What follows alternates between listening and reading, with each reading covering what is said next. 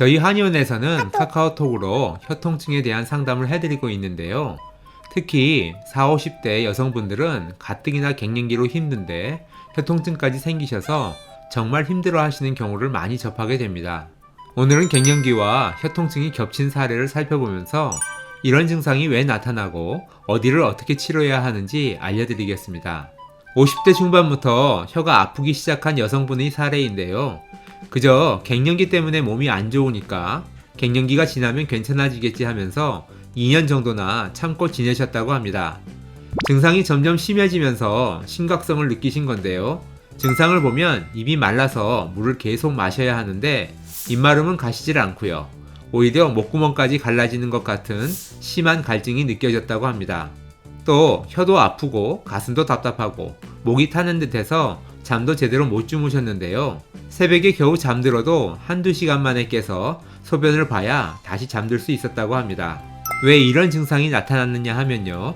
갱년기에는 몸에 진액이 부족한 음어증 상태가 되고요. 음이 약해지니 양의 힘이 세져서 열이 왕성해지는데요. 이때 생기는 열을 허열이라고 합니다. 열은 위로 올라오는 성질을 가져서 가슴이나 얼굴에 열이 나고 입과 목을 말리게 되는데요.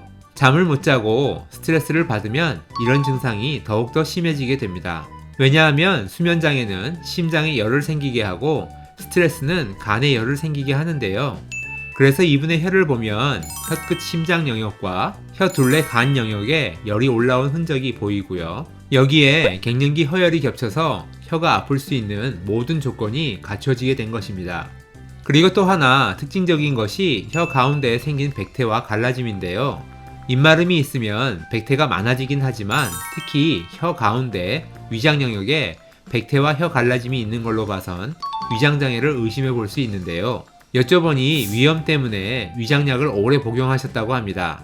그래서 역류성 식도염이나 역류성 인후두염으로 인해 가슴이 타는 듯한 증상이 더 심해지게 된 것입니다. 이렇게 생긴 구강건조증은 물을 많이 드신다고 해결되지는 않고요. 진액이 부족한 것을 보충하고 허열을 꺼트리고 위장 기능을 회복시키는 한약 치료를 받아보시면 갱년기 증상이나 혀통증도 점차 완화시킬 수 있습니다. 갱년기에 혀통증이 생기신 분들은 무엇보다 잠을 잘 주무시는 게 가장 중요하니까요. 낮에 햇빛 있을 때 20-30분 정도 가볍게 걷는 운동을 해보시는 걸 추천드리고요. 갱년기에 혀통증이 생기면 몸은 물론이고 정신적으로도 견디기 힘들어져서 우울증까지 연결되는 분들을 많이 뵙게 되는데요. 절대 참지 마시고 내 몸 내 건강을 위해 꼭 치료 받으셔야 합니다. 오늘도 건강을 지키는 행복한 하루 보내세요. 감사합니다.